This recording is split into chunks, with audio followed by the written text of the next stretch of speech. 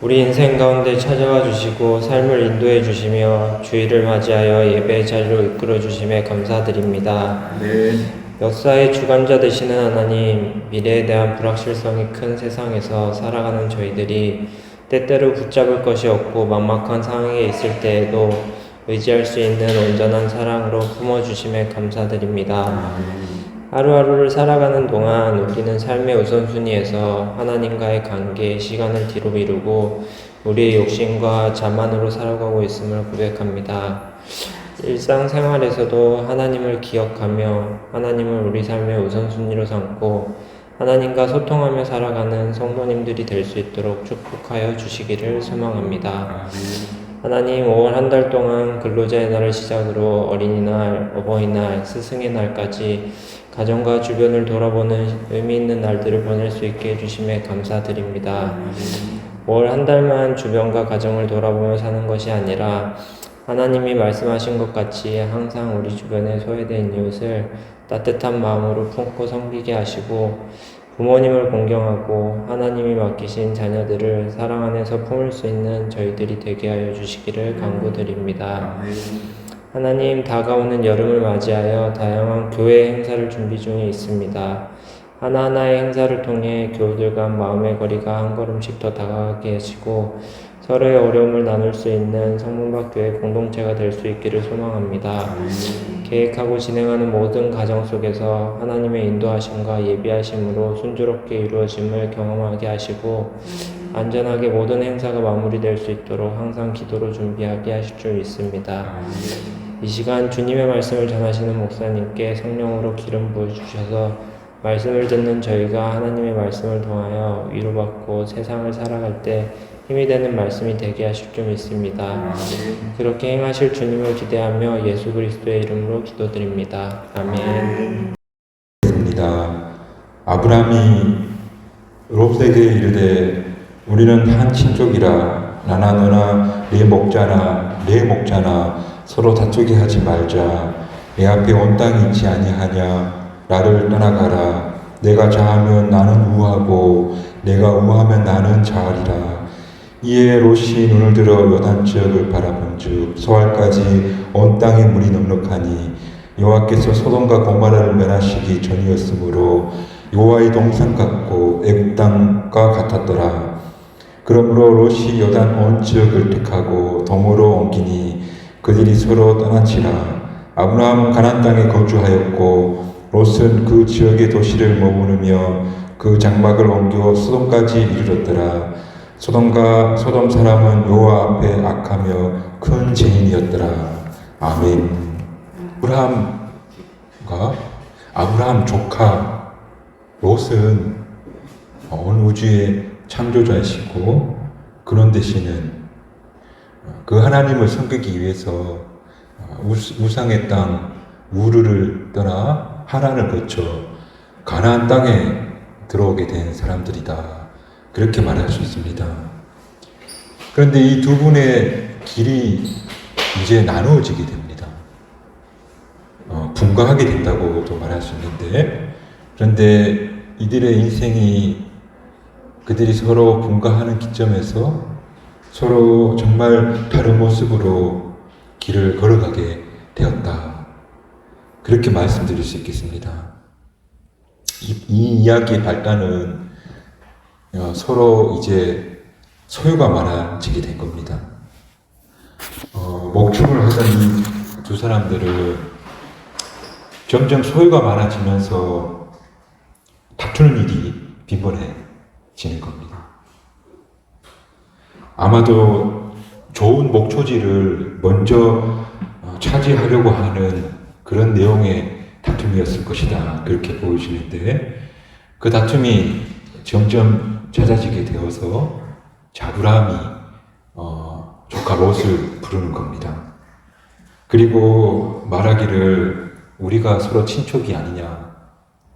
나나 너나 내 목자나 서로 다투게 하지 말자. 그러면서 네 앞에 온 땅에 너가 우로 떠나면 나는 자하고 너가 자로 떠나면 내가 우하겠다 하면서 먼저 살 땅을 선택할 그 선택권을 조카 롯에게 아브라함이 주게 됩니다. 이거 대단히 생존에 있어서 중요한 건데 그 우선권을 롯에게 넘겨주었다는 겁니다. 이때 조카 롯은 가나안 동편들을 바라보고 그곳이 꼭 에덴 같고 또 애국 같다, 나일강 있던 그곳 같다, 그렇게 생각하고 물이 넉넉하고 풀도 무성한 곳인 바로 요단들을 선택하게 되었다. 그리고 그것으로 옮겨가게 되었고, 반대로 아브라함은 그 척박한 땅 유다 산지에 남게 되었다라고 성경은 이야기하고 있습니다. 아브라함은 유다 산지에 남고 그리고 조카 롯은 푸른 목초지를 향해 떠나게 되었다 하는 것이 성경의 이야기가 됩니다. 물론 그들이 나는 동쪽, 나는 서쪽해서 그 땅을 차지하게 된 건 아닙니다. 왜냐하면 가나안 땅은 이미 원주민들이 살고 있었습니다. 그래서 그곳에 가서 양해를 구하고 풀을 뜯거나 또 추수한 다음에 빈 농경지에 가서 가족들에게 풀을 먹이는, 말하자면 그런 목초지를 선점할 수 있는 권한이 있다는 거지 그것을 소유하게 됐다는 그런 이야기는 아니라는 겁니다. 여튼 정리하자면 롯은 정말 물이 넉넉하고 또 풀이 많은 그런 요단들을 선택했고, 아브라함은 척박한 땅, 그런 유다 산지에서 고단한 삶을 계속해서 살 것을 결심하게 되었다는 겁니다. 물론 이런 양보조차도 쉬운 건 아닙니다. 제가 볼 때 아브라함이 엄청난 희생을 각오했다, 그렇게 말할 수 있습니다. 여튼 이렇게 나누어진 그들의 길은 점점 벌어지게 되고 서로 전혀 다른 길을 걷게 되었다. 먼저 롯의 행적을 쫓아가 보면 성경에서는 창세기 13장 12절에 아브라함의 조카 롯이 소돔에 살았다. 요단 동편들에서 점점 옮겨 다니다가 도시가 형성되어 있고 번화된 소돔과 고모라 지역으로 특별히 소돔에 살게 되었다. 그렇게 말해주고 있고 19장에 가면 롯은 소돔 성문 어귀에 앉아 있었다. 처음에는 삼촌 아브라함 헤어져서 요단들을 선택하고 비옥한 땅을 찾아 옮겨 다니다가 결국엔 소돔 성 안에 들어가 살게 됐고, 더 세월이 지난 후에는 소돔 성문 어귀에 앉아 있는 사람이 되었다. 고대에서는 성문 어귀에 앉아 있는 사람은 유력한 지도자들, 재판관들 혹은 원로들이 앉아 있었던 것으로 보는데, 말하자면 롯은 아브라함과 헤어진 후에 점점 거처를 옮기고 소돔성에 거주하게 되었고, 그리고 거기에서 꽤 유력한 사람이 되었다. 성공한 사람이 되었다. 그렇게 말할 수 있다는 겁니다. 그러나 그가 성공한 인생, 사람들이 무시할 수 없는 유력한 지도자가 됐고, 또 꽤 많은 재산을 모아서 그 지역에 터잡고 산 성공한 사람처럼 보이지만, 그러나 롯의 성공은 여기까지였다. 왜냐하면 그 뒷이야기도 우리가 성경을 통해서 읽어볼 수 있는데요. 18장 20절에 보면 여호와께서 또 이르시되 소돔과 고모라에 대한 부르짖음이 크고 그 죄악이 심히 무거우니 하면서 이제 소돔성이 멸망하게 되는 이야기가 등장하게 된대요. 이 부르짖었다는 말은 소돔성 안에 있는 사람들이 억울한 일을 당했는데 그 일을 호소하거나 또 그 억울함을 풀어줄 사람이 없으니까 하늘을 향해서 막 소리치는 거죠. 이것을 부르짖는다라고 표현하는데 가슴을 치면서 하늘을 향해 부르짖는 사람이 많은 곳이 바로 소돔이다. 근데 그곳에서 꽤 유력한 사람 롯이었으니까 그 소돔성의 죄악에 전혀 책임이 없는 사람이 아닌 그런 사람이 바로 롯이었다. 여튼 소돔에 하나님의 진노가 임해서 멸망하게 되는데 다행히도 하나님의 은혜로 롯의 가족은 빠져나오게 된대요. 근데 롯이 성실하고 그래도 의롭고 선해서 빠져나온 것이 아니고 성경 보면 이렇게 말하는데 하나님께서 아브라함을 보시고 롯을 살리셨다. 하나님이 꽤 성공해서 자리 잡고 산 그 롯의 모습을 보고 그를 건져내 주신 것이 아니고 아브라함을 보고 그를 살려줄 것을 결심하게 되고 그를 소돔에서 빠져나오게끔 하는데 그런데 안타깝게도 소돔에 남겨놓은 많은 양의 재산을 아쉬워한 마음에 뒤를 돌아본 아내는 소금 기둥이 되고 그리고 둘 딸과 겨우 간신히 빠져나와서 롯은 산속 깊은 굴에 응거하게 되었다 라고 그의 마지막을 창세기 19장에서 말해주고 있더라는 거예요. 롯의 길을 정리하자면 롯은 비옥해 보이는 요단을 선택했고 그리고 거기서 정말 부를 이룰 수 있을 것이라고 하는 기대를 가지고 점점 옮겨 다니다가 그리고 제약의 성인 소돔으로 가까이 다가가게 됐고 그리고 결국에는 그 성에 들어가서 그 성의 일부가 되어 살다가 비참한 마무를 맞이하게 되었다 하는 것이 롯의 인생이었다. 그러므로 그의 선택은 가장 어리석은 선택이 되었다. 왜 그렇게 되었는가 하면 그는 딱 한 가지만 보았는데 무엇을 보았냐면 그 땅의 기름짐, 그 땅의 풍요로움 그것만 보았기 때문에 그의 인생은 해피엔딩이 되지 못하였다. 그러나 우리가 주목해 봐야 될 것은 아브라함의 길, 아브라함의 선택인데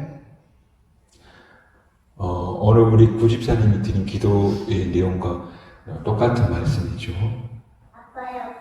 아브라함의 선택은 뭔가 달랐다.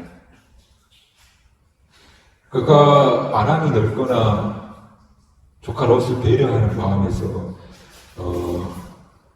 그런 선택을 했다고 이야기할 수 있겠지만 그러나 더 중요한 이야기가 그 안에 숨어 있는데 창세기 우리가 알고 있지만 13장 14절인데 롯이 아브라함을 떠난 후에 여호와께서 아브라함에게 이르시되 너는 눈을 들어 너희 있는 곳에서 북쪽과 남쪽과 그리고 동쪽과 서쪽을 바라보라. 보이는 땅을 내가 너와 네 자손에게 주니 영원히 이르리라.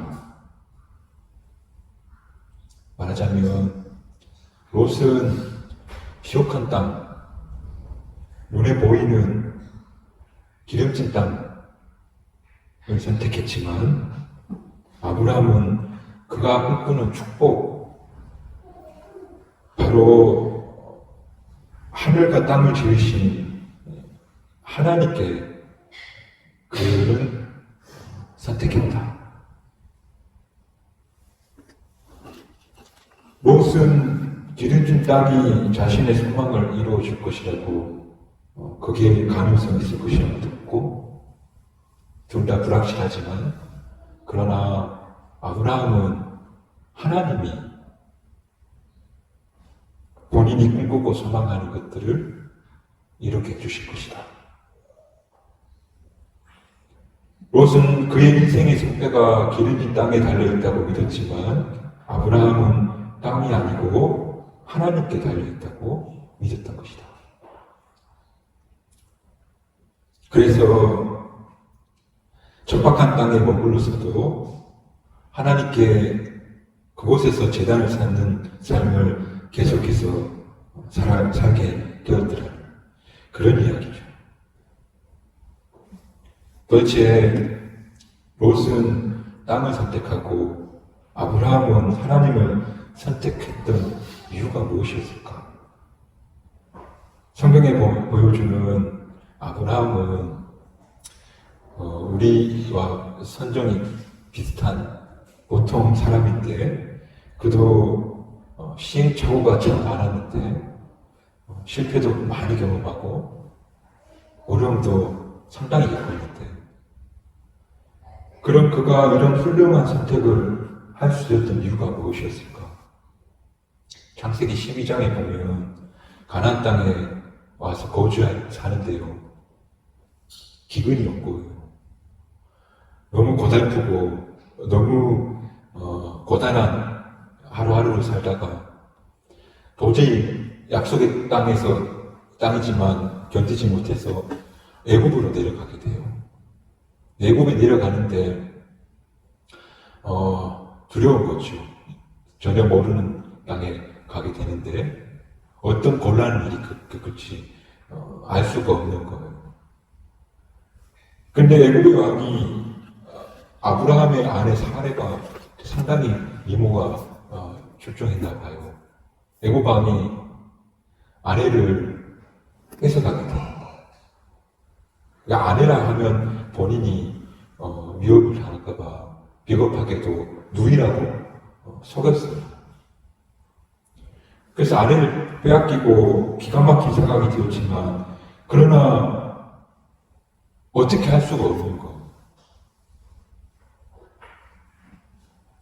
그런데 이런 기가 막힌 처지를 역전시켜 주신 분이 계셨는데 바로 이런 아내를 찾게 하시고 게다가 애굽 왕에게 막대한 배상금을 얻게 하시고 그것으로 삶의 기반을 쌓게 하신 분이 바로 하나님이시다. 아브라함 자신의 결단이나 용기에서 이런 일이 일어난 것이 아니고 그도 우리와 별반 다를 게 없는 선정을 가진 사람이었지만 그러나 하나님이 도우셔서 아내도 되찾고 2번씩이나 또 배상금도 받게 되고 그리고 그 어려운 기근의 시기를 벗어나게 된 그 경험이 아브라함에게 있습니다. 여러분 삶에서 잘 생각해 보시기 바랍니다. 이런 경험이 없었는지. 정말 우리가 기대 못했던 곳에서 길을 열었던 적이 삶에서 없었습니까? 제가 정말 뜻밖의 도움으로 다시 회복되어지고 살아나는 것 같은 그런 경험을 해보신 적이 없습니까? 정말 우리 자신의 수고나 노력만으로는 설명할 수 없던 일들이 우리 앞에 펼쳐진 적이 없습니까? 물론 그것의 크고 작고의 차이는 개인마다 있을 수 있겠지만 다쳤던 내 인생을 문을 열어주었던 분이 없었냐는 겁니다. 혹은 내 수치나 부끄러움이 드러날까봐 정정긍긍하고 있었는데 그것을 감추어 주신 분.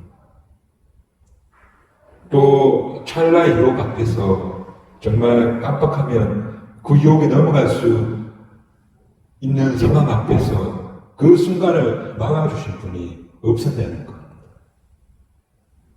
절망 속에서 모든 것을 포기하려고 할 때에 내 마음의 문을 그 순간 두드려줬던 그런 분이 없었나요? 아브라함이 이렇게 기도합니다. 내 하나님 여호와께서 내 조상 아브라함과 이삭과 야곱을 향해서 주리라 맹세하신 땅으로 나를 들어가게 하시고 내가 건축하지 아니한 성읍을 얻게 하시고 내가 채우지 아니한 아름다운 물건이 가득한 집을 얻게 하시고 내가 파지 아니한 물건을 차지하게 하시고 내가 심지 아니한 포도원과 감람나무를 차지하게 하신 분 하나님이셨다. 오늘 정말 내 삶에는 이런 일이 없었는지를 한번 돌아보는 그런 주일이 되었으면 좋겠습니다. 애굽에서 아브라함은 이 사실을 뼈저리게 경험한 겁니다. 그의 안전도 평화도 심지어는 물질조차도 하나님께서부터 주신다. 이것을 그는 철저하게 경험했고 그리고 그는 그것을 철저하게 인정하였다는 겁니다. 그렇기에 아브라함은 풍요로운 땅을 굳이 선택하려고 애쓰지 않았고 그리고 척박한 땅에 머무는 것을 두려워하지 않았고 그리고 그 땅에서 하나님께 제단 쌓기를 다행스럽게 여기기까지 하였다는 겁니다. 아브라함은 그에게 약속된 복이 그 인생의 성공의 비결이 기름진 땅에서 오는 것이 아니고 하나님께로부터 온다는 사실을 믿었더라는 겁니다. 오늘 저와 여러분도 그 믿음이 있기를 주님의 이름으로 축복합니다. 아브라함 인생은 그 사실을 깨닫는 과정이었습니다. 100세의 생물학적으로는 웃을 수밖에 없는 그런 상황에 아들 이삭을 잉태했고 그렇게 모든 것이 하나님께로부터 온다는 것을 삶으로 경험한 그런 가정이었다는 겁니다. 여러분, 우리가 소망하는 것들, 우리가 꿈꾸는 것들 어디서 올까? 그러니까 우리의 평안, 혹은 기쁨, 자존감의 회복, 성취감, 혹은 노후의 안정, 어디서 오는 걸까? 물론 우리의 노력과 수고, 또 성실함, 그리고 그때그때마다 우리들의 선택도 대단히 중요하지만 그러나 아무리 그렇다 해도 저는 그 모든 것들의 주인 되시는 분이 허락하지 아니하시면 그 무엇 하나도 우리에게 제대로 주어지지 않을 것이다. 저는 그렇게 믿습니다. 물질적인 축복조차도 하나님께 달려있다고 저는 그렇게 믿습니다. 그래서 갑자기 일확천금이 생기거나 가지고 있는 부동산이 치솟아서 몇 배로 올라서 그래서 그 많은 재물이 모이거나 하는 그런 기대는 하지 않습니다.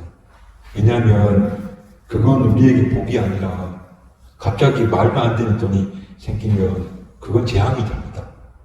그런 이야기들 뉴스에 많이 나오지 않습니까? 그러나 하나님이 부유하게 하십니다. 분명합니다. 당신을 신뢰하는 사람들에게 마치 하늘에서 눈이 내리듯 이슬이 내리듯 물질의 축복을 준다는 겁니다. 수입이 그렇다고 늘어나는 건 또 아닙니다. 이 무슨 말인지 도대체 이해가 안 될 수도 있겠지만 수입이 늘어나진 않는데 부유하다? 그 부유함을 하나님께서 주신다? 이런 겁니다. 점점 불필요한 것들이 사라지는 겁니다. 그리고 불필요한 것들에 대한 마음은 사라지고 그리고 조금씩 유익한 것들, 그러니까 이거 없어서 살 수 있는 그런 마음들, 그런 것들이 버티워지기 시작하고 시간이 점점 흐르면 어느 순간에 뒤를 돌아보면 문득 달라져 있는 나와 우리 가정을 보게 된다는 겁니다. 그것이 남들이 부러워할 막대한 부는 아닐 수 있지만 그러나 정말로 하나님이 주시는 부요함이 그 안에 있게 된다는 겁니다. 하나님은 정말 우리에게 이슬처럼 윤성이처럼 풍요를 주실 수 있는 그런 분인 줄 믿습니다. 그러므로 모든 것 뒤에 계시는 그분, 그리고 이 모든 것들의 주인 되시는 그분, 비를 내려서 이 땅의 모든 만물을 자라게 하시고 바람이 불어서 모든 것을 열매 맺게 하시고, 그리고 때로는 우리의 수치와 부끄러움을 모면시켜 주시고, 또 인생의 궁지에 몰렸을 때에 기회를 그것을 바꾸어 주시고, 그분이 바로 하나님이시고 모든 것은 하나님께로부터 온다는 믿음이 있다면 우리는 아브라함이 누렸던 그런 축복을 누리게 될 수 있다는 사실을 믿으시는 저와 여러분이 되시기를 주님의 이름으로 축복합니다. 다시 한번 묻고 싶습니다. 저 자신에게 그리고 여러분에게 묻고 싶습니다. 정말 그 모든 것은 어디서 올까? 어디서 올까? 그것은 풍요로운 땅에서 온다고 믿어서 온 가족이 다 그곳으로 갔습니다. 풍요로운 땅을 쫓아가다가 그리고 소돔에 이르게 되었고, 거기서 유력한 사람이 성공한 사람이 되었지만 결국은 소돔 성과 함께 무너져 내렸습니다. 그러나 그 모든 것이 하나님께로부터 온다고 믿었던 아브라함은 결국엔 하늘로부터 내리는 복을 얻게 되었다고 생각을 말합니다. 어디서 오는 것일까? 그 물음 앞에 하나님께로부터 옵니다. 이런 고백 올려드리면서 믿음의 길을 걸어갈 수 있는 저와 여러분 되시기를 주님의 이름으로 축복합니다. 기도하겠습니다. 체험을 가고